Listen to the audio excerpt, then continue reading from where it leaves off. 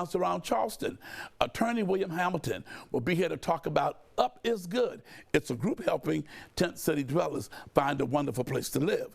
And then reporter Adrian Bradshaw will speak with celebrity designer Nat Taylor. Okay, we're here on Bounce Around Charleston, and standing here with me, attorney William J. Hamilton. Welcome to Bounce Around Charleston. It's wonderful to be here. Okay, we're going to talk about a subject that's happening here, right here in our city. And it's dealing with a group that you have now called Up is Good, because it's dealing with those that's living in the tents here in the city. So what can you tell me about that? Up is Good is a political action committee, and we're actually working on several issues. We're also working on a living wage for people in Charleston and better public transit, and on developing new ways to bring people together to make progress. We call ourselves Up is Good because going to the right with Donald Trump doesn't seem like a good idea, and going to the left hasn't really been working here, so we think it's time to go up together. So what about the tent city people? We have a number of Tent City people that are actually part of our organization, are working actively with us when we're working on Tent City.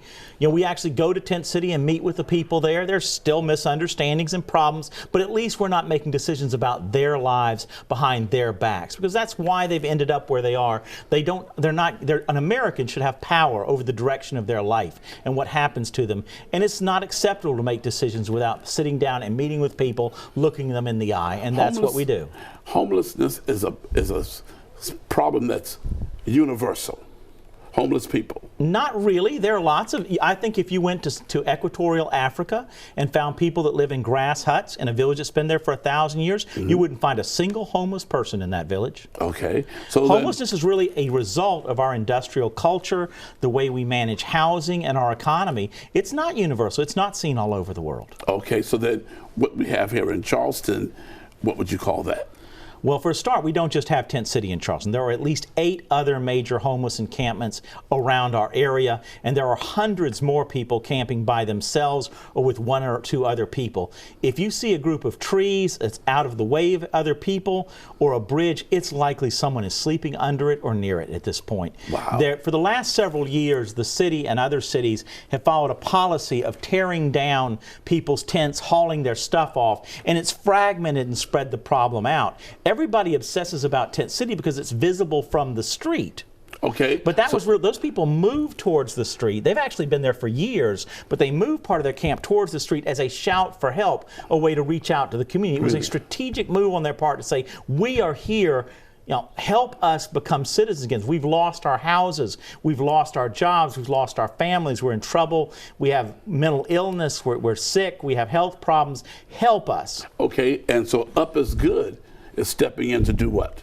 Up is Good is stepping in to help build tiny house villages for the homeless. In other words, to create the legal and political opportunity to build a group of houses with a community building, with a building where people can go to the bathroom, take a shower, and do their laundry. And a place where they can cook food outdoors. Okay, so how many houses have you all built thus far? We have built 1 house. However, there are several other houses that have already been built by other organizations around the area which choose not to be involved in the public controversy of trying to build a village. But there are a bunch of houses that have already been finished that are sitting in fields, behind houses, behind churches that are ready to go. Okay, are there anyone living in there already, or are you waiting? I'm to sure place some them? people are living in some of them. Nobody's living in ours. Ours was built for Patrick Lynch, who lives in Tent City. Okay. He's an Irish veteran and a Canadian citizen. Wonderful guy with a great sense of humor. And he can't live in his house because it's not legal to live in his house where it is now, which is the Longshoreman Hall's parking lot. Wow. But all we need is an acre of land on a CARTA bus line where people can get to work. Okay, and what is the actual size of the houses? Okay, the houses tiny houses are generally defined as being under 400 square feet. This house is only 8 by 12 feet, which is very small even for a tiny house. It was built small because we hope to put it on a trailer and take it out as a demonstration project to the community before it finds a home. We need to communicate with people, and we could have made protest signs and gone down to City Hall and walked around in a circle saying, "Free the Charleston tiny houses," which is what we've done for hundreds of other things. We said, that's not what we want. We'll build a house, and we'll show people what it's like so they can touch it and see it. And that's what we've done. But the regular houses will more likely be about 12 by 16 feet. Okay, so when the house was built, there was a poem.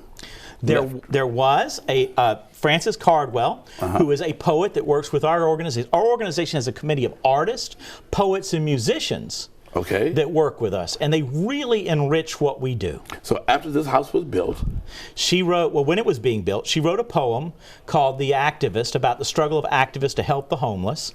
And our volunteers wrote that poem on the back side of a 12-foot piece of sheetrock. And it was put in the ceiling of the tiny house, facing up, so that the angels could look down from heaven and read the poem. I'm telling you. Assuming angels can read through shingles. And it's called Understanding the Meaning of Love. I saw that was another sign, but then it was an activist poem. Yep. Okay, now, you have somebody else that's working hard with you, and his name is Representative Wendell Gilliard. Wendell has worked very hard. He's stuck with us. Wendell has worked very hard for a long time. He's been down in Tent City and talked with the people there. He represents that part of the city. He listens to people. He's helped get help for some people. And he's written a resolution? He has. He's written a resolution calling on the state of South Carolina to help people. It passed the House unanimously, but currently it's stuck in the Senate. In fact, it may be in a committee hearing today, but I believe those committee meetings are on Tuesday. And we need the Senate to pass it. And this would encourage and allow all the things in the government to come together and work together to help solve our homeless problem in Charleston. Tiny house villages are not a solution for every person that is homeless. Correct. To do this, you need to be mentally healthy. You need to be able to get along with other people. You need to be in reasonably good physical health.